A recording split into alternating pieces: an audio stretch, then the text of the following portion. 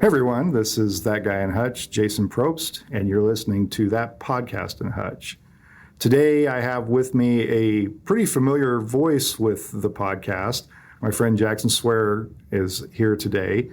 And I asked him to come in because I had been watching his post on social media, and if you know Jackson at all, he is not particularly active on social media, and he certainly isn't, I would say, giddy with excitement on social media. But he was on a trip in Aspen, Colorado, and he was at the Aspen Institute's, it's Aspen Ideas Festival, right? That's correct, yeah. Yeah, and so when I saw some of these posts, I thought, well, I want to get Jackson in and talk about this. So thanks for coming in and visiting with me. So let's just start out with what is this place and what did you just do? So this place, the Aspen Institute, and I've got a little aid here to get this right. It's a global nonprofit organization that's committed to realizing a free, just, and equitable society. It's been around since 1949, and I believe they told a story that the very first Aspen Ideas Festival was really just a very long symphony concert, where I believe they played some Goethe, which will mean something to some small percentage of your audience, and means very little to me.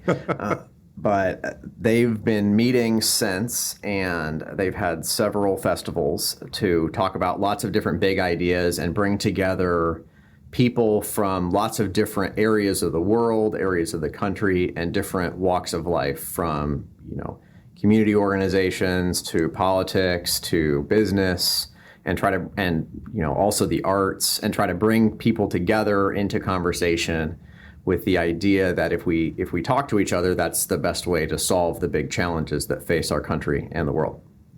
So they intentionally brought people from different backgrounds, different walks of life with different ideas, and ask you all to talk to each other about all these ideas. Basically, they throw everybody together in this beautiful environment at this campus that they have in Aspen. And they had several sessions. Some were mostly panels talking to the audience with a few questions. There were some that were more interactive and more discussion among the group. And there were lots of different tracks too. So I went to one that was primarily focused on business, but there was another one that was primarily focused on climate. There was one called beauty that was primarily focused on art. And there are kind of some intersections between the two of these two, and maybe we'll get into that a little more. But just for one example, I went to a session that was on NFTs, so non-fungible tokens, and the blockchain and cryptocurrencies, but how that related to art. So NFTs and art was the topic of that session. So that was quite an interesting sort of discussion about how this new technology and its role in the economy and how that is intersecting with the art world.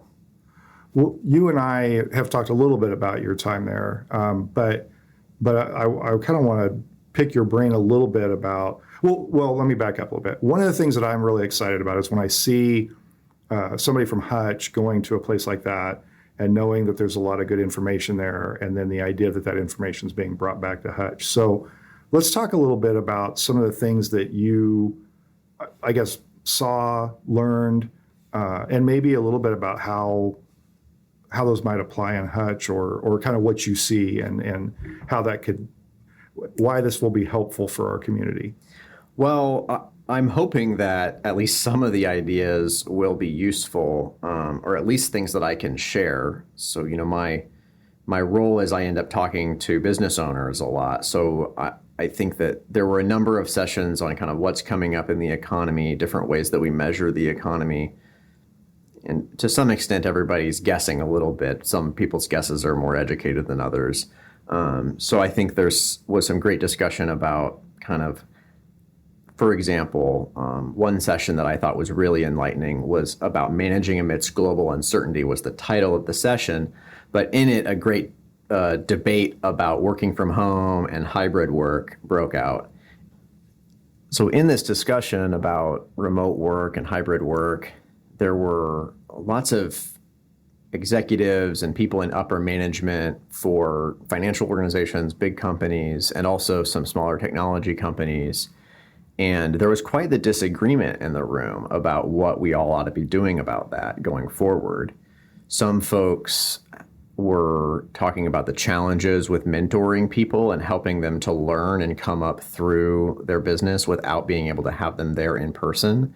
So there were some voices were really advocating for a return to bringing everybody back in the office, or even slightly different from that, but related, this idea that if there was a hybrid option, that for them and their companies, they weren't necessarily going to tell people this per se, but it would give you an advantage for getting promoted and moving up in the chain if you were one of the people who came into the office, even if that's just because of it helping you build relationships. On the flip side of that, there were some people who their reaction to that was to say, well, I don't really agree. We've been running our team fully remote for the last 15 years, since way before the pandemic, and we've figured out how to do it, how to train people, how to provide that mentoring. So it just requires a different sort of skill set, and you have to practice different things and know how to do it. But it's not impossible to do that. And then I think about how that relates to some of our local businesses as well. And we have had some folks get into more hybrid work and different options where you maybe have to only come into the office 2 or 3 days a week. What's the impact of that going to be on our companies? Should some of our local businesses be looking into doing that more? There are certainly advantages to allowing remote work for companies. It allows you to massively broaden the pool of people that you can have work for you, and they don't have to come to where you are. So for people here in Hutchinson, now I love Hutch. I want to live here. I made an intentional choice to be here, but this might not be where everybody wants to live. And so companies, if you've got somebody who's living in a New York or a Chicago or even in Wichita and they don't want to relocate to Hutchinson, if they can work hybrid at least or work remote, then that allows them to work for your company and not have to move, which seems great. As long as you can manage that well, was then the takeaway for me, is that there are some skills that you need to develop if you want to do that well, some strategies around how to connect with people, but it can work. And one of the potential advantages for companies that we discussed in that workshop was if you can have a more interconnected sort of horizontal network of people who work for your company, meaning that everybody is on approximately the same level within the company. That's what I mean by horizontal, in contrast to vertical, where you have lots of people managing other people and who are then managed by other people and so on and so forth up the chain. Well, you can eliminate some of the vertical hierarchy and have bigger horizontal networks within your organization because of some of these tools for connecting to people online and things like Zoom and Teams, and there are lots of different video conferencing platforms. So I found that to be really intriguing as well, although then that shed a little bit of light on why perhaps some of these upper middle managers at big companies were very uncomfortable with this idea that everybody might be able to be remote. I think they might see the writing on the wall that if things go that direction very far for very long, then it might allow some of these companies to eliminate some upper middle management positions. Right. Exactly.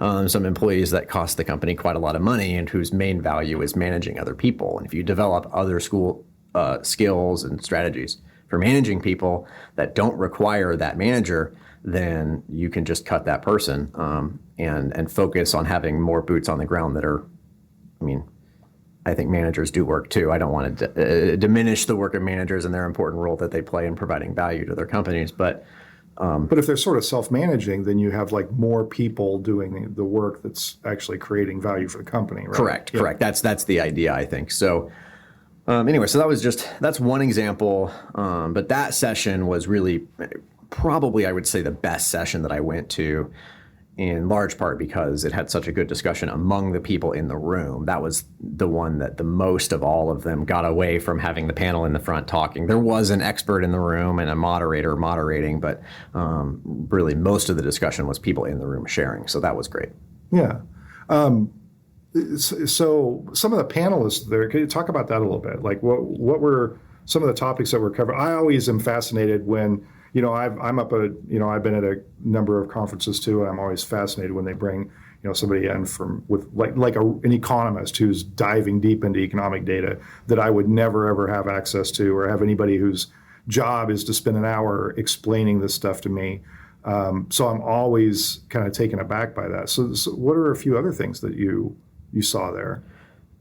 So, I'm not very good at, remembering all of the famous people and kind of thinking about who they all were, but there were quite a lot of very interesting panelists throughout the session. And then it would be kind of neat because then you would kind of run into them and see them. And although I'm kind of shy and have a general attitude of not wanting to bother people in those sort of settings. So I didn't walk up to anybody and ask for their autograph, for example. Mm-hmm. So I'm sorry about that for the Facebook folks too, because I did not have any great selfies with anybody. Although I did get to go see a talk by Bill Nye, which was kind of fun as a child of the 90s to go see Bill Nye, the science guy. Oh, yeah. And Katie Couric is another one. There were several journalists that are on TV who were there and moderated some sessions. So, just kind of depends on how nerdy you are about this stuff, I guess. So there's Gene Ludwig, who's the chair of the Ludwig Institute, was there. And I think he's probably fairly famous in some economic circles. Orrin Cass is another person who's the executive director of the American Compass, which is a more conservative think tank. Uh-huh. And that's a name that, if you watch things, you might see NBC. If you watch certain things on cable television or read certain parts of the internet, you might run across those folks' names. I know I've read several things by Orrin Cass. Yeah. So and he was, just really, that was, both of those panelists were in a discussion about ways to measure the economy, which I thought was very interesting, talking about how we have these measurements like gross domestic product and the unemployment rate, and essentially those measures were designed a long time ago, almost 100 years ago, more than that in some instances. And while they're still useful, they're incomplete. And they talked about some different potential ideas for how we might have some new numbers. I thought this was very understandable to me and hopefully to others, an analogy to Moneyball. Remember the movie mm-hmm. and the book, which was about the athletics, right? It's the athletics, I think. I'm not the... the Oakland A's. The Oakland A's, yeah. So, and they... basically the invention of sabermetrics and new ways to analyze baseball. And the point was, we didn't get rid of keeping track of home runs. We didn't get rid of keeping track of batting average, but we did invent some new numbers that we use to analyze players. So we still have the historical references. You can still compare a player's batting average and number of home runs to Babe Ruth, but we also have some more accurate ways to measure how effective players are. And in the same way, we probably want to keep these existing metrics for how we measure the economy. We need to have the historical reference. It's important. But we also need to consider some new measures as well. And I really appreciated about that panel in particular, and a number of them, that there was a clear effort on the part of the organizers to include people from different points of view, different political ends of the political spectrum in this case, but just generally different points of view about whatever issue they were talking about. And it's, really, frankly, very encouraging and reassuring that there were great, robust discussions and opportunities for disagreement, but also, looking for what are the things that we do agree about. And that whole panel agreed that we need new measures, and they actually agree in substantial portions about what the new measures ought to measure. Now, from there, they may disagree about what we ought to do about that, but there was substantial space for agreement and disagreement created by just the way it was set up and the way questions were asked and the way it was moderated, which I really appreciated. Well, it does seem encouraging that in kind of our current environment, where it seems that we just by default agree on so little, to the point of not even agreeing on facts or what problems we ought to be solving, that there's something happening out there where we can bring people together and we can agree on some basic ideas. And then, like you said, maybe the solution to those ideas or the path forward to solve those problems, maybe we have some disagreements on that. But fundamentally, we're agreeing, at least in this environment. People said, okay, we do agree with some of these measures. You and I had a conversation offline before about this, but I'm wondering if you'll talk about this a little bit. What should we be looking for when we measure an economy. I mean, we had this funny conversation, and I have a story that goes way back about unemployment rate and how we always report the unemployment rate, but I had a dispute with when I was at the paper about how we did that, because you could lose 1,000 jobs, but lose more people out of the workforce, and your unemployment rate would actually go down, even though you lost jobs. And I never felt that was a complete picture of what's happening in the labor force. If you're not showing the workforce and you're not showing the jobs both, and you're showing what's happening on both sides of that. And so I've always appreciated that idea that you need to look broader at all of that. But out of that session, what sort of things should we be looking at?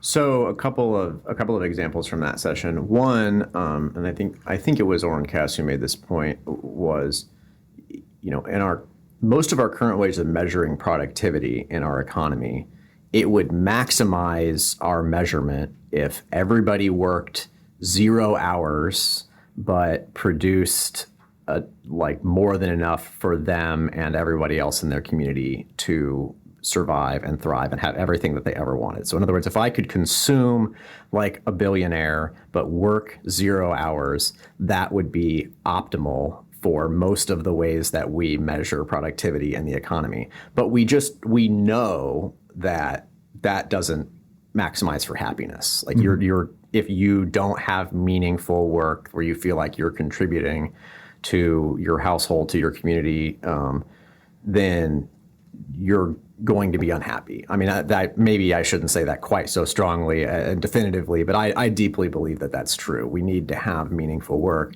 And so that tells us that something is wrong. Something must be missing from the measurement if we could get an optimal outcome with something that we know clearly isn't good. Mm-hmm. And so you referenced the unemployment rate. So that discussion was interesting, although a little bit troubling, I would say. So one thing we hear a lot about right now is that the unemployment rate is really low, historically low, and it's a pretty common part of our overall narrative about the economy that we may be coming into a recession here. We've got high inflation, but at least unemployment is really low. So that should kind of keep things from going too haywire, is the thought among many economists, I think. But they got to really digging into the numbers on this unemployment rate. It's like, well, the trouble with the way we calculate it is that if you only work part-time and you want a full-time job, then you're generally counted as employed according to this measure. And if you're employed even all the way to full-time, but you don't actually make above the poverty line, then you're generally counted as being employed for this metric. So, and it turns out that while the unemployment rate, depending on who you measure and when you measure it and all of that, is somewhere probably between 2.5% and 3.5%, maybe 4%, probably not yet. And maybe even a little bit lower in some parts of the country. And here, I think our unemployment rate reports as being very low. If you add in all the people who are part-time but want to be full-time and all the people who make under $20,000 a year annual income, then the unemployment rate is actually somewhere in the low 20s. So that seems to me to be quite bad, and potentially an indication that our impression about what is coming might be being misled by inaccurate data that we're looking at. Now, I'm not super doom and gloom. I'm not trying to spread the bad word about the economy. I think we'll get out of this, and there will be opportunities for everybody. And of course, I work in a space where downturns create and spaces, and they create opportunities for people. So I try to emphasize that. Keep our eye on what we want and how we can move forward and have a strong local economy here. But that said, I think there might be a lot of opportunities for folks in the next, relatively near future, maybe a few more than some of the economists are letting on. So it occurred to me as you were talking that, that number is actually staggering. If you look at that and you say, those are the numbers that you hear from like Depression era, right? 25% unemployment, things like that.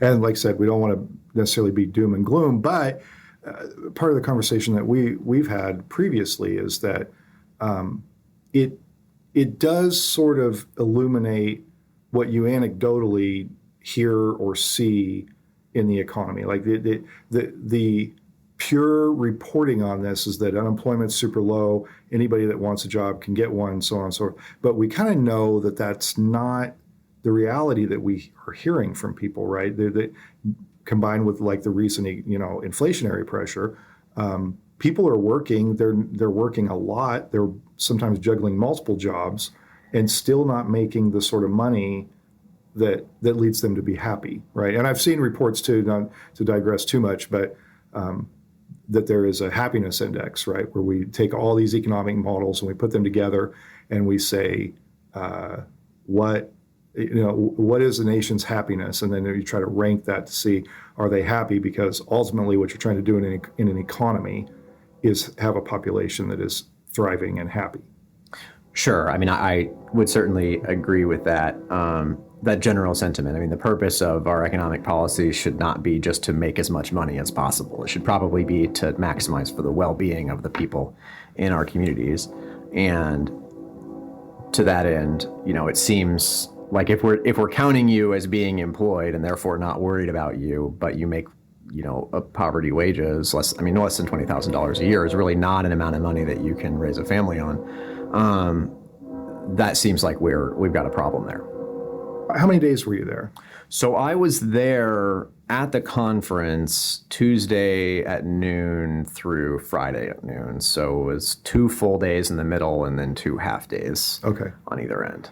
And then you talked a little bit about who goes, but tell me, like, who goes to this? I mean, you're here, and I probably need to back up and explain this. The space you work in is entrepreneurship. That's right. So the space I work in is entrepreneurship, and people go from, people who work for government entities abroad, people who work for big companies, and people who work, for example, one woman that I met there just finished getting her MFA in creative writing, and she teaches creative writing at Queens College in New York. So on the flip side of that, I also met somebody else who runs an entrepreneurship center in Miami.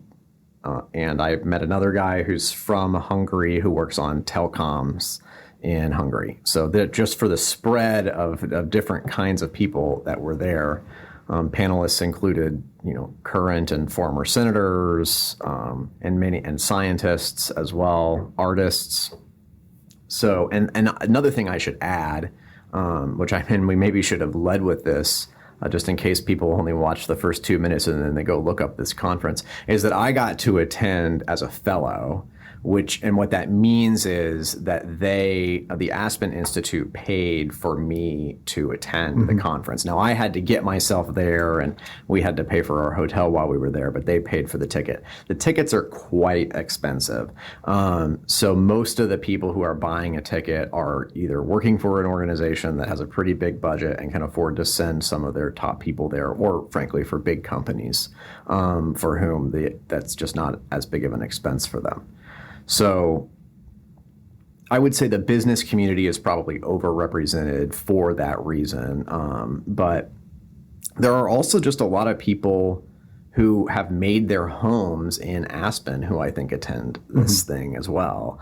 And that's kind of neat. And some of them, I realized later, there are some strategies that I think that you can do. Like, you could go to the conference a little bit on the cheap if you wanted to. They might not appreciate me sharing all of those, sharing the secret tips, but listeners to the podcast can get a little bit of insider info here. You can get a day pass to just go onto the grounds. That doesn't actually get you into all of the sessions, but a lot of the sessions are basically in open air tents anyway. Okay. So you would see people who had just brought a lawn chair, and they had posted up the lawn chair basically right outside of the tent, and they were listening to the sessions, but they hadn't paid for a ticket. So they still get the benefit of learning this information or hearing these speakers without having to shell out the full cost. the full price for a full pass. And you can get just a day pass too. And like I said, you do have to have a pass to get onto the grounds. And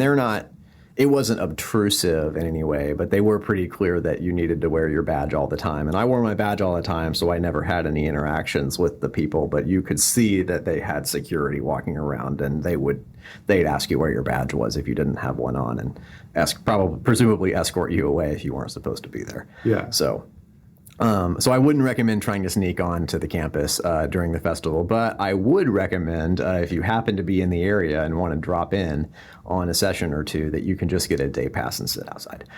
Do they do this every year, or is it?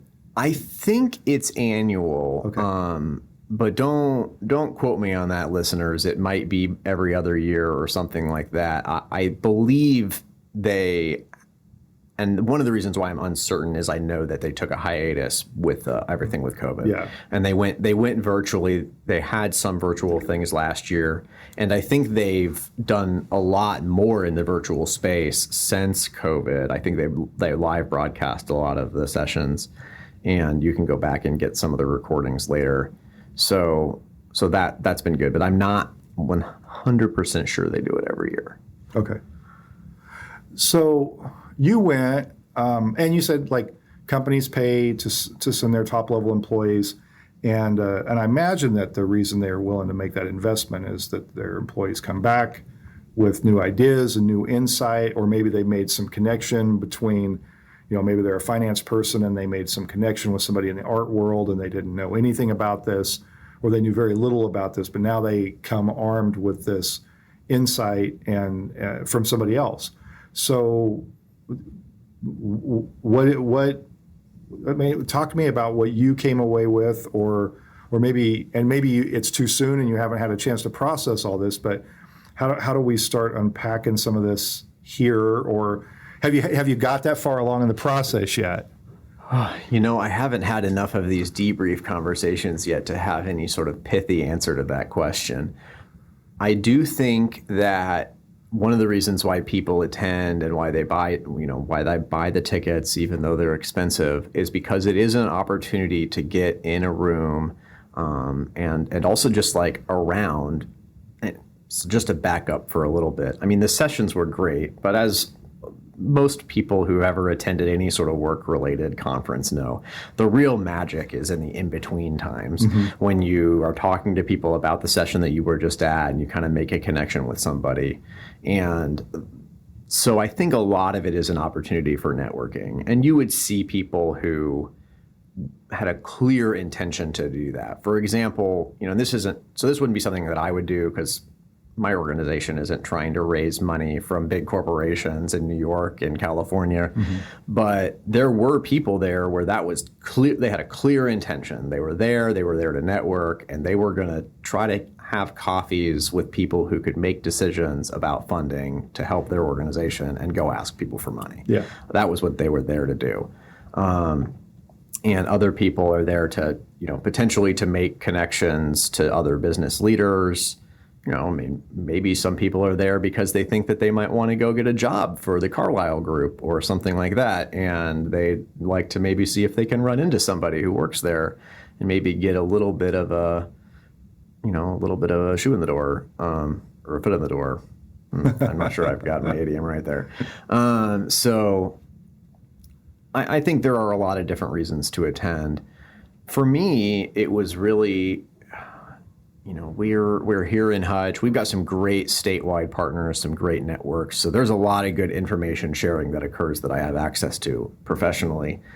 But it's still good to get out of our bubble a little bit and to just go see what other people are doing. And I think that will continue to bear fruit over time as I am able to maintain some connections with some of the people that I met. Just the one guy that I talked to who does a very similar work to me, but in Miami, and his experience with that and running their organization, he'll be a great resource for me to check in with as we're developing new strategies and different things that we want to try, to just say, hey, have you tried this before? And what have you done on, related to some other work that I've been connected to in the community? Things like what our community foundation is doing with impact investing and trying to take funds and root that wealth locally. So I met with another executive director of a community foundation doing similar things. And so that won't be a direct connection for me, but I believe actually that person has already got to talk to, or just over email, obviously, made the connection with our local community foundation here. So then they can maybe share some resources and some ideas back and forth. And so I'll keep looking for that. There's a whole LinkedIn group of all the fellows, so we can stay connected to each other. And that was a really great experience to be part of that cohort. I'm honestly not sure what it would be like to attend and not be a fellow. I mean, that's the only way I've ever done it. And they had some specific programming that was just for us to help us meet each other and make connections that I think was probably really valuable. As you were talking about that, one of the things that stands out to me is, try to explain this. I've read these stories from, I've done some of this work, this character writing. So I look at these old historical figures in Hutchinson's history, right? Yeah, like for Talking Tombstones for Stage 9, yeah. Yeah, and one of the characters that I wrote, and I can't remember his name, but one of the things that struck me was he was very intentional about going and traveling wherever he could, and he'd talk, and he'd see what people were doing in other cities, and then he would bring those ideas back here. And I feel like over time, after a city's been around for 150 years, we're just kind of going on inertia, right? We built around an industry. And this actually came up at a conference I've been going to this week, that sometimes you have to allow a city to, it has to give itself permission to think differently, right? So if you're located in a rural area and you're built around ag, and the ag industry is changing, and you're still running your city like it's built on ag, it might still be built on ag, but it's not the sort of ag that you experienced 100 years ago. You might be built on manufacturing, but it all might be advanced manufacturing now, and you're not employing hundreds of people in a plant to make one specific product. It may be more robotics and robotic welding and things like that. So this idea of going out and gathering ideas from people, or talking to people in Miami, sometimes we get stuck in a thing where we're like, well, what happens in Miami doesn't really apply here. But there's some potentially very useful things to come out of those interactions and relationships, right? Oh, absolutely. And you never know what it's going to be either. So you might as well just sit down and have the conversation and then see what comes of it. Just listening to you talk about that reminded me about this whole other area of kind of sessions that I went to, which is related but different to some of the work that I do, which is around workforce development.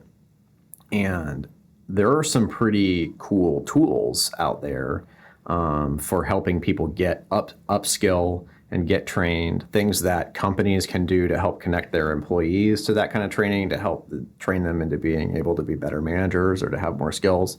Other things that, communities like ours could work with partners like our community college, for example, to try to access some programs and some resources to get people some more skills, whether that's sort of technical skills as it relates to things like welding, or technical skills as it relates to things like computer programming, and getting people, but just in general, trying to take people from lower skill jobs to higher skill jobs. And there are more online tools for that than ever, and the conference exposed me to a few of those different tools, and also gave me a connection to people who directly work on them and run them. Mm-hmm. So I can now go get the contact information for the person who runs that program. And now I still need to chase down a couple of those threads for myself personally, and also for us here locally. I haven't even done a debrief with anybody from the chamber, for example, or anybody who works on the workforce development stuff for HCC. So I'm just now getting back and getting over the 4th of July holiday, and getting over the fact that it's 100 degrees outside, and trying to get back in nose to the grindstone on work. But I think there will be some opportunities coming from that too. Certainly, at least at a minimum, some ideas for us to play around with and to consider. And one other thing I'll say on that it was actually really encouraging is I'm listening to some of these conversations, and they're talking about what people are doing on the cutting edge. And I don't want to blow smoke. We've clearly got some things we could do better here in Hutchinson. It's not the perfect community, but we do a lot of cool stuff here, particularly some of the stuff that the Chamber and the Community College and Hutch High have started to do around students, getting them the training that they need for the higher skilled labor jobs that we have locally. We're doing some really cool stuff here that is the sort of thing that people on one of the panels that I went to said, basically, it'd be really great if we could get community colleges to do this. And I'm like, oh, well, that's good. Ours is doing it. We are doing it. So, so we do have a lot of cool things here, but there's still, absolutely some things to learn and some things we could do better. Well, but I think that's an important takeaway too. It's not, always that it is good to look at the reflection and say, oh, the technical and vocational school at the college and high school we're together on. We've been doing that for years, and it is very good, and it pulls students in from the area who then leave high school, well, sometimes with dual credit from the college and the school, or certification to go out and immediately start working.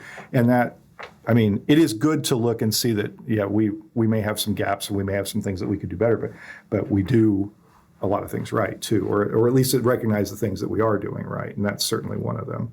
I think so for sure. I'll add, just to keep riffing on that sort of in contrast to that, and maybe trying to elevate a little bit of like how this is all complicated, and the conference does a good job trying to, as one of the panelists said, he wanted to trouble the question, which is, and so I had a great conversation with a woman who has been a big part of setting up a new high school in Slovakia where they teach entrepreneurship but also character development. And so what they're really trying to get at is how can we get people not just the skills that they need to succeed in business, but also how can we ensure that they're going to be good citizens too. And so there's this interesting tension in our education system and what we're up to in the education system. You know, we need to try to prepare people for the real world and for the world out there. And so getting people on the job training and real world practice while they're still in school seems like that's really valuable. I'm on board for that. I think we should do more of it even. But we can't lose sight of the fact that that's not the only thing that school is for, right? Our education system is also supposed to be teaching us to be good citizens and be able to be members of our community that can contribute productively in more ways than just work. And so this person was trying to figure out how do we do both of those things at the same time. And then on a weird philosophical tangent, we shared a mutual interest in Aristotle and Neo-Aristotelian ethics. So there was a whole dinner conversation about that broke out. And now I'm not quite sure how I'm going to bring any of that back into my work per se, but it was a really interesting discussion, and it's interesting things to think about, and to try to keep that in mind, to kind of trouble that question of how do we get kids the skills that they need for work. It's like, we need to do that, and we need to make sure that we're preparing kids to be, good citizens as well. Yeah, because there's some level, I mean, this is a conversation that we have a lot locally and in the state. How are we preparing kids for life? I mean, with the conversations about financial literacy and things like that, all play into that, right? Like if you go out and you have a job and you don't know anything about how not to be broke because you haven't learned how to manage a checkbook or anything like that, we're not really serving our community if we're sending a bunch of people out in the world without that knowledge. Absolutely. Yeah, you need to, as a going on 34-year-old, I'm pretty sure I have no idea what I'm doing. But there are a lot of different things you need to learn to do this adulting thing. And it's not just, it's not so simple as just learning about history and philosophy and politics, which is what I studied a lot in school. But it's also not so simple as to just learn how to weld. If you don't have at least a little bit of different kinds of skills on different points of view, then you can't make it. Well, when you leave a conference like that or you come back, do you find yourself reminded? I mean, I think you know this all the time, but when you are exposed to that so intensely for a period of time, also remembering that these problems that we're trying to solve, we often speak of them in like very simple terms, but they're complicated problems and they're interconnected problems. And the saying that the solution you create today creates the creation of the sailboat created the shipwreck. Right. Exactly. So sometimes our solutions have unintended consequences. If we plan ahead and we try to attend to them well, then maybe we can make sure that our solutions don't make things worse. But they're certainly not going to solve every single problem, and they'll probably create a couple new ones too. I think that's right. I think going to a conference like this helps you to think about those things. And then when you come back, I think we're talking about like how do we unpack this all for Hutch. But I know when I come back from a conference like that, I come back completely overwhelmed. I have all this information. I didn't actually, usually it's more than I can like store, right?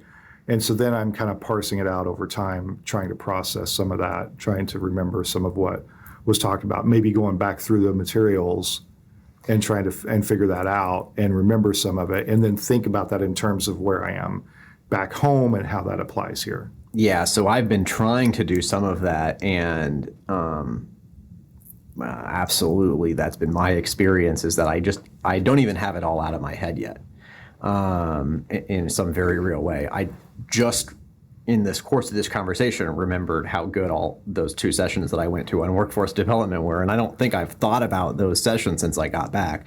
And I kind of every time I talk to somebody new about it, I kind of do have this mental checklist. I kind of am going through different sessions that I went to and thinking about what was most impactful from them, and also what the person who I'm talking to might be interested in, and try to share some of those things.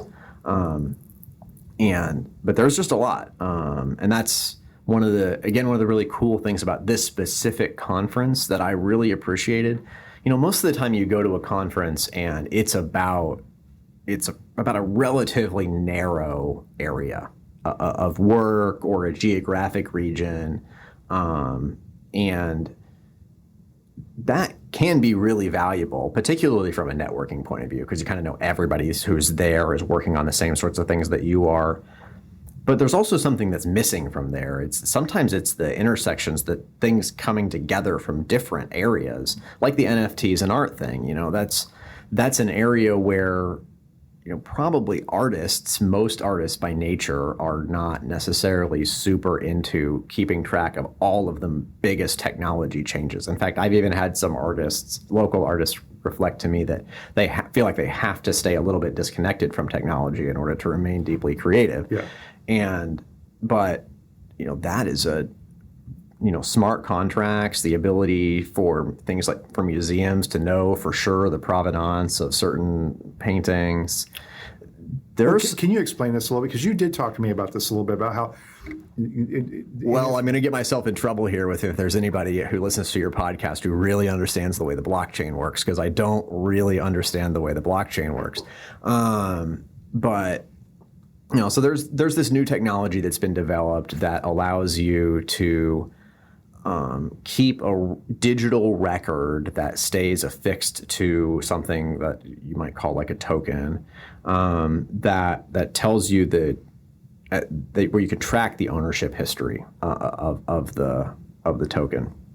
And that can be done in ways with varying levels of anonymity. So then there are lots of different tools and applications for this. My personal opinion, with a giant grain of salt, because as I've already explained, I don't actually understand this, is that this is an emerging area where there are going to be some new tools and some new technologies that maybe already exist, but that haven't really coalesced together. Mm-hmm. In the same way that in the early days of the internet, we didn't have any idea how big of a deal Google was going to be. There was this Alta Vista thing, and then there was Yahoo, and then this weird named Google came along, and now they completely control search, and it's basically how everybody navigates the internet. Or how Amazon just sold books. And how Amazon just sold books, right? So there are probably some things out there that are in the quote unquote just selling books phase, that we don't fully understand or appreciate how important they're going to be to our economy. And I cannot tell you which ones of those they're going to be. Maybe some very smart people can, but I would also suggest that maybe they can't, because I don't know that people knew that it was going to be Facebook instead of MySpace or so on. Yeah. But all that to say, so there's this emerging technology that allows us to have a digital record that'll stick with the token, that sort of is encrypted and can't be deleted, and is separate from any sort of government entity or other structure, that retains the ownership path of the token. So if you had a piece of art that had an associated NFT that indicated the ownership of the piece of art, then you could sell not only the painting, but you would also sell along with the painting the NFT. And then there's this concept called smart contracts, which, as I understand it, essentially what that means is that when you do the transaction, so when you sell the person sells the piece of art or the associated NFT on the secondary market, then the artist can be paid through the technology that the NFT is built upon, can be paid a royalty for that transaction. So in the art world, one of the major problems is that if I'm an artist and I paint something, then if I want to donate it to a museum, then I can only donate it to the museum and write off the value of the materials that I used to create the piece of art.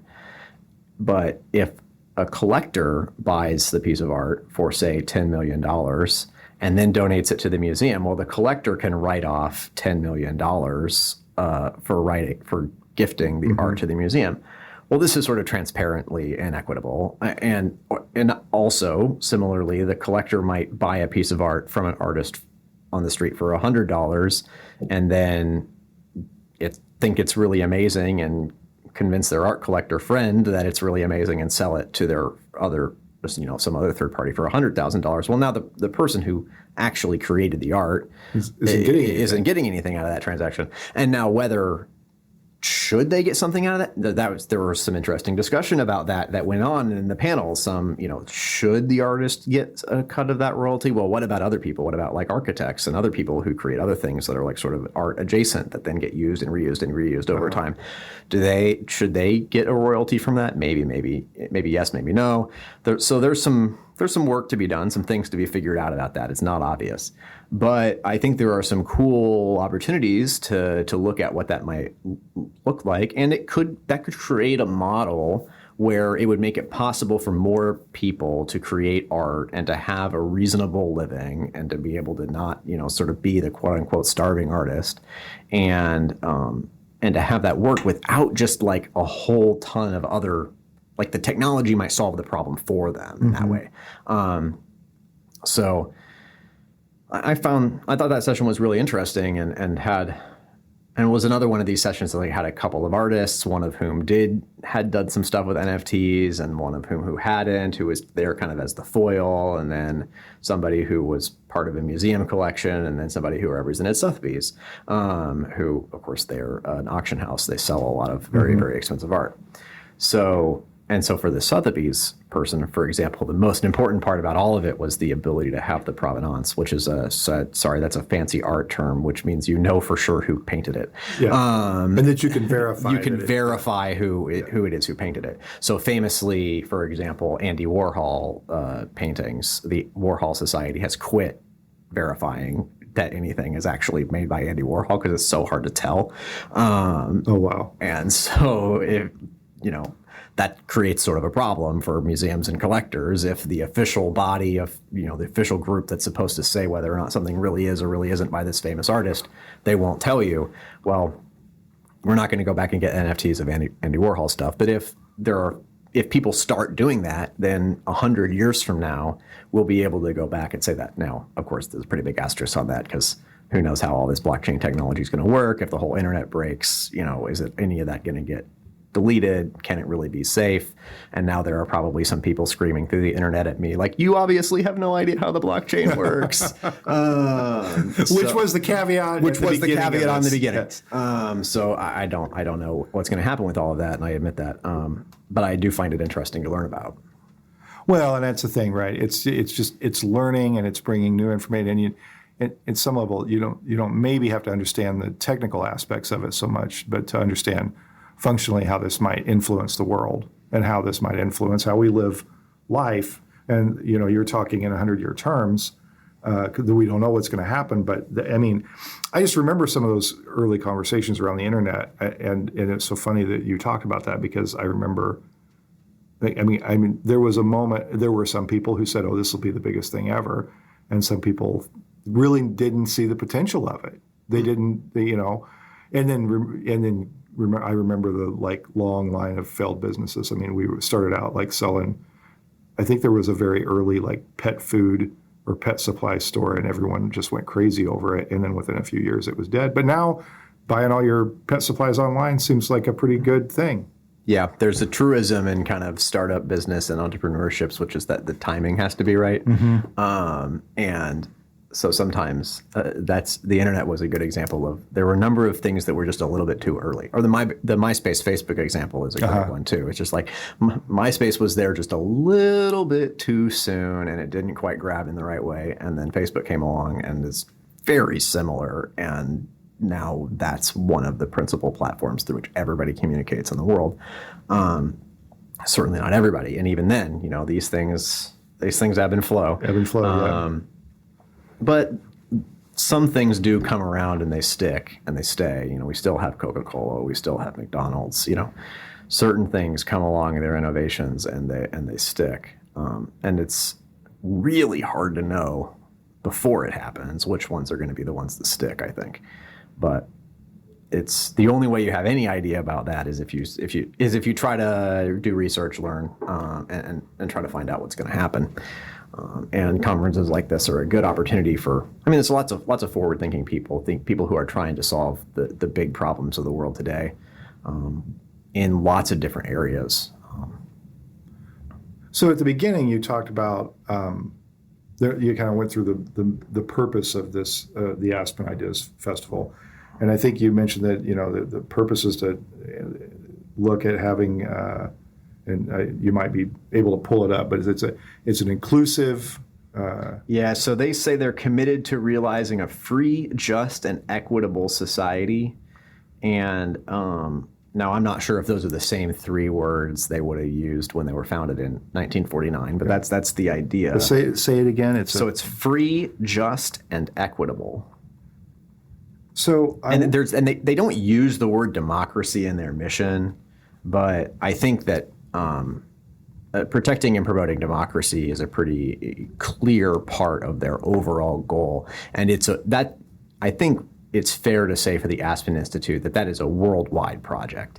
That is not something that they're trying to do here in the United States. I think the Aspen Institute was. I mean, if you look at the timeline, but I also just know from listening to them talk about it that the specter of the rise of communism was a pretty important factor in the foundation of the Institute, and so I think that's an important part of it. And that's where we're trying to bring together these social groups, business leaders, art, politics, all of these things together. And one of the ways that they all meet in the middle is in this sort of big democratic experiment that we're doing here in the United States. So the rest of their mission is founded in 1949. The Institute drives change through dialogue, leadership, and action to help solve the most important challenges facing the United States and the world. So dialogue, leadership, and action, I think, is an interesting combination of activities that they're talking about. But there was I'm going to see if I could pull up another quote here too. I think this was from the closing, and there's just a quote from somebody who's I can't. I'm not going to get her name right, so I won't say. But it's the person who works for the Aspen Institute, who is like the person in charge of putting on the festival. And they said that the best way to solve problems is to talk to each other, which I thought was just. I mean, I believe that to be true also. And we have to take action, and we need people to take leadership. But dialogue is the first thing that they reference, and I think. It's important to try to create spaces for that dialogue to happen, and there aren't enough of them in our current society, in my humble opinion. And I think that the Aspen Institute and this festival are really intentionally trying to create space and sort of almost like force people who disagree with each other into the room together with a moderator and say, "All right, you have to explain yourself to the audience."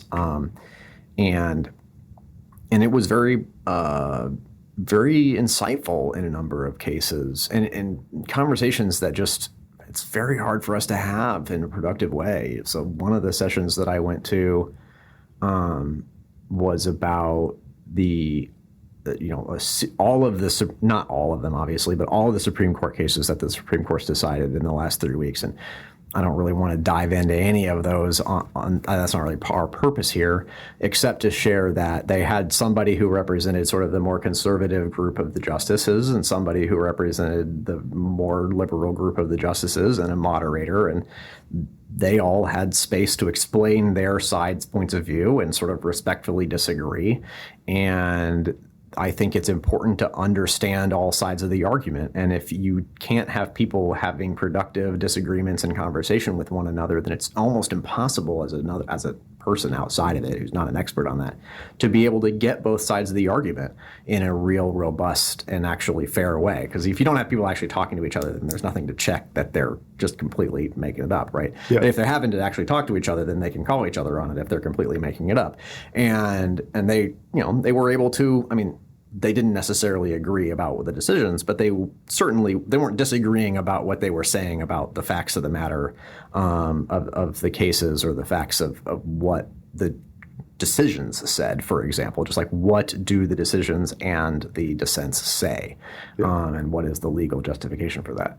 So, not every session that I went to was all about the economy and business. One of the things that I liked about the conference itself was, they had these, I think there were 7 different tracks.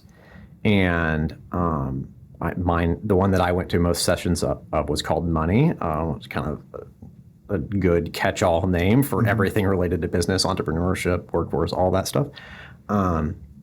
But there was not a money session every single time block that there was.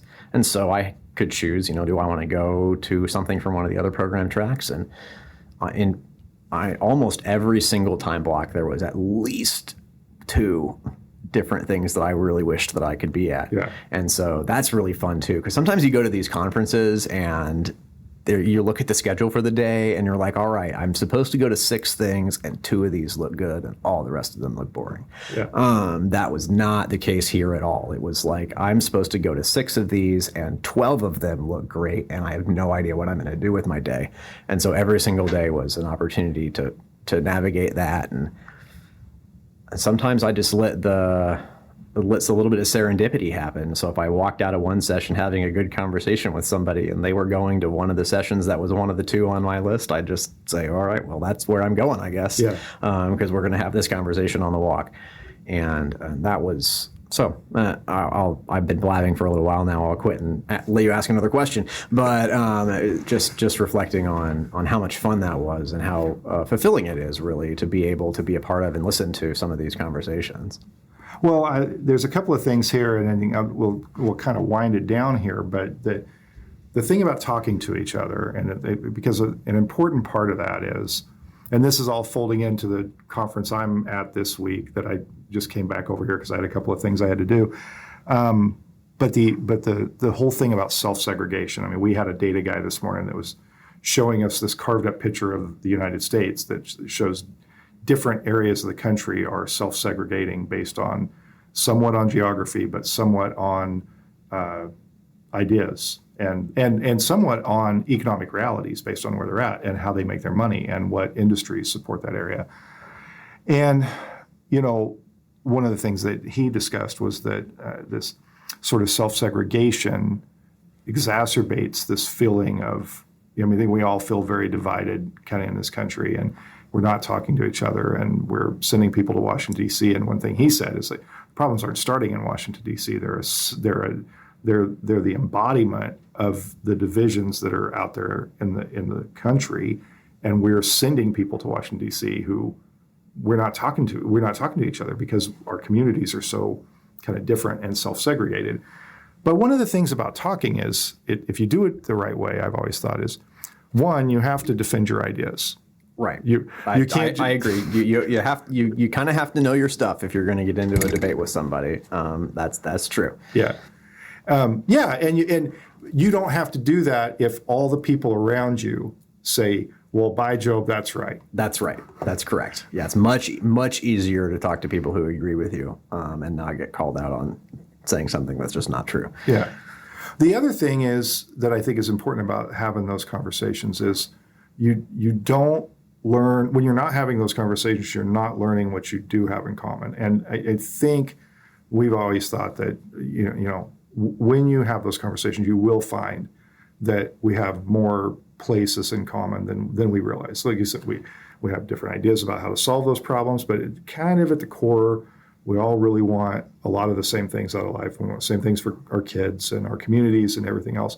We have different ideas about how to achieve those things. But if you can find some of that common space, but you can't do that if you're not having the conversation. You have to be willing. You have to be willing to have the conversation, and I think a couple of things to build on that. So first, yes, I think it's right that you have to be able to defend yourself, and also that if you don't talk to people, you don't get the opportunity to find common ground.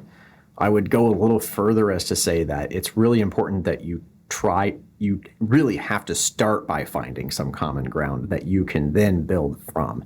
If the dialogue doesn't begin from a place of acknowledging what we can agree about, even if the agreement is about like sort of at least maybe some rules of engagement for the dialogue even, but you have to start with something.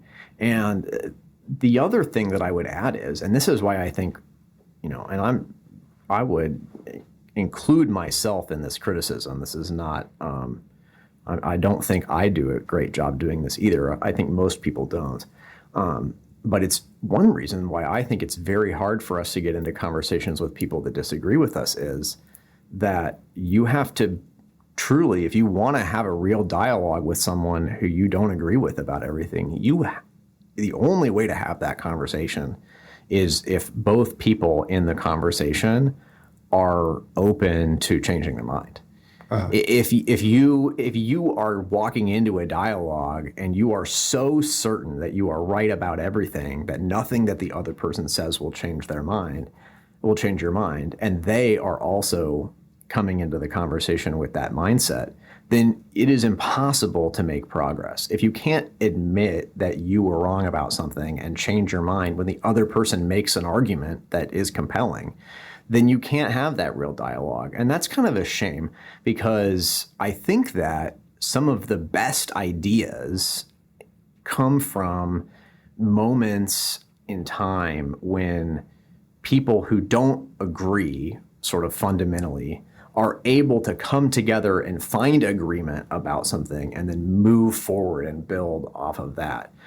And when we don't create space for that conversation, and we're not personally willing to give up some of what we believe to be true, to acknowledge that we might be wrong, then we lose out on those opportunities to build great things that go beyond what we have now. We're sort of stuck where we are if we aren't able to do that. And again, I think that's clearly one of the commitments of the Institute, is that they want to create these kinds of opportunities. And it's funny but then there are other agreements too, like just subtle things, like everything started and ended on time, which is one of those little things. It's like there's sort of a community-wide agreement that we're not going to run late because people want to get to the next thing, and we're going to start everything on time because everybody hates sitting there waiting, twiddling their thumbs for 2 minutes because one of the speakers is running late or whatever. So to the point that would be almost a little bit annoying. You'd be like running across campus. You'd look down at your watch and be like, I made it here. It's exactly on the number. And then you'd walk in and be like, well, it already started. And it's like, well, that's because they started the second it rolled over to 10:30, and it's 10:30 and 45 seconds. So you did miss half the introduction. Sorry. Good thing they're in the app, so you know who those people are. I would bring that up because I think sometimes we think that our like things that we have to agree about have to be like, well, we have to find some agreement about big fundamental things, but otherwise we can't have any conversations. Like, I mean, I don't know. I feel like you can start a dialogue with an agreement like we're going to talk for an hour and then we're going to go home. Like, and even if we completely fundamentally disagree and nothing is going well in the whole conversation, we're going to sit here and we're going to actually talk for an hour and then we're going to go home. Yeah. And we're going to be done at that time, but we're going to talk for exactly an hour. And I don't think you always need to have much more than that. Some basic fundamental guidelines to start a dialogue with, and then maybe have the conversation begin from a place of, well, what can we agree to, and then go from there and see what happens. Yeah, and many of the sessions were like that, and not just the ones about politics either, of course, right? Like I've referenced a few times the NFTs and art one, and that one had an artist who was sort of didn't seem that interested in creating NFTs for their art, but who was still there to represent artists who don't really want to do that, and to talk about their point of view on the art world and how this new disruption might impact them. And that was okay. Like, they didn't have to be an expert on NFTs in order to have something to contribute to that conversation. They still had something valuable to add. Well, I think, in these conversations or talking with people, and there's something to be said for understanding, right? Like, if you can approach even, so that person may not ever make NFTs, or they may not do this directly, but if you go into a conversation, even if you're not willing to change your mind, even if you're pretty certain, although I agree with you, you have to be at least open to that. But I may go into a conversation knowing that I'm probably not going to change my mind, but I do seek to try to understand why somebody has, and I'm curious about that. Sometimes I get angry about it, but sometimes I approach it better, and I look at it with curiosity. Why does somebody who lives in the same area as me, with a relatively same upbringing, same economic realities in adulthood, have a completely different view on this issue than I do, and how, and trying to understand what shaped that? Because I think a lot of people, their ideas are influenced. Well, most people, by their experience. That's what shapes their ideas, is their experience and with life. So, even if you can't change your mind, or you're not sure that you're going to be open to that, at least if you can approach it with an effort to, like, I really want to understand this person and why he or she came to this place. That I've always found that helpful too. I agree with that. This is a little bit of a digression, but I wasn't actually from the conference, but I recently learned of, like, a specific strategy that I think I had known before, but I just encountered it again for being able to do that better. And this is funny because I wasn't practicing this just now, but because I was thinking about what I wanted to say next. So a lot of the time when we're sitting in conversation, we're thinking about what we want to say next. And a cool hack to get around that and actually listen to the other person is to have an intention to repeat back to the person what they just said as the first thing that you're going to say. Mm-hmm. So you have to actually listen to what they are saying in order to be able to do the thing that you want to do, which is to repeat back to them what you heard them say.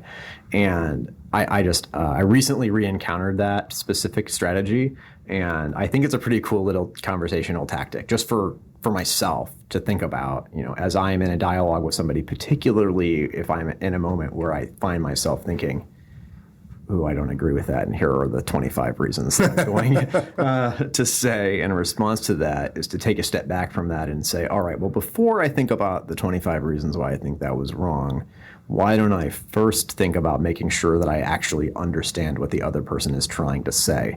Because it might be that the first 22 reasons that I had aren't actually relevant to the thing that they're saying. I heard something different than what they really mean, and we can get around a lot of our disagreement by just having a better understanding about what we really mean and what we're trying to say. Now, I mean, certainly we all still have some real deep disagreements, and people have fundamental disagreements to work through. And sometimes, we have to agree to disagree for sure. But if we start from a place of understanding, I agree. That's good. And there's a small little tactic, strategy for your listeners. I like that, and that's a good one to use. So I have one more question for you, and this is kind of based on the mission statement there, where they talk about a free, just, and equitable, did they say society? Or, well, I can't remember what word they used. Yes, they use the word society. What does that look like? Those are big ideas. Those are big. Free, just, equitable. What does that look like? Oh, Jason, there's a whole other podcast about every single one of those words that you and I could do, and you know that. So this is an unfair question. I have an hour for you on the meaning of the word freedom. Well, maybe we do. Maybe save that. Yeah, maybe we should put a pin in that one. And I think maybe instead of trying to answer, and you and I can come back and do another episode and answer that. But maybe it's a question to pose to listeners. I think that's a good idea, Jason. I'm going to cop out of that question, and we should throw that to your listeners. What does a free and just and equitable society look like to you? And keep in mind, listeners, as you are trying to answer this question, that the Aspen Institute's frame for that is broader than just the United States. They're concerned about the whole world, and not just Western Europe and the United States. We're talking about the whole world here. And so what does that mean in that context to try to strive towards societies that are free and equitable and just? I like that. I think that having people ponder on that for a while and wonder what that might look like to them is a worthwhile endeavor there. And remember, they want to drive that change through dialogue, leadership, and action. So think about that a little bit too. And what that looks like in your community and in your own life. Absolutely. Yeah. Yeah. Well, thank you for coming on today and sharing some of these stories. I found the whole thing. I remember your post out there. You were talking to people and you're learning this stuff, and I could tell you were so excited. So I was very, very excited to get you here to talk about that and share your experience. Well, thank you for having me on. And I know we've talked about, obviously, I've hosted a couple of podcasts before too, and we've talked about having me on before. And I never really had, we always talk, it's like, I don't really have the right thing to come on and do. And then I did this and you were like, do you want to come talk about that? And I was like, yes, I do. It was a great experience. I'm really glad I got to share that, and very honored to be selected as a fellow as well. It was one of those, like, do I really belong here? Situations for sure. And I hope at least that both through the Facebook, through this podcast, and maybe through it in a couple other ways, I'll be able to share some of it back to the community, because that's really what it's all about. It's all about, how can we locally try to put some of these ideas to work to the benefit of our community here in Hutchinson and Reno County. I'll be excited to see what you do with it. All right, cool. All right. Thanks, Jason. Thank you. I'd like to thank a few of the people who've helped make that podcast and Hutch possible. My son Mitchell Probst wrote and recorded the music for the show. Jenny Brigette put together some great graphics and promotional art. And Chris Acker helps overcome my mistakes to produce a great sounding product every episode. That podcast and Hutch is made possible through a collaboration between the Hutchinson Arts and Culture Collective and Salt City Sound. They're working to bring resources and infrastructure to support art, music, and storytelling in our community. If you have an idea for your own podcast, reach out to them at podcasts@saltcitysound.net. If you enjoy that podcast and Hutch, be sure to subscribe and share it with all your friends. You can also help support this production by subscribing to thatguyandhutch.substack.com or by emailing me at thatguyandhutch@gmail.com to learn about sponsorship opportunities. Thanks for listening, and I hope you'll join us again next week.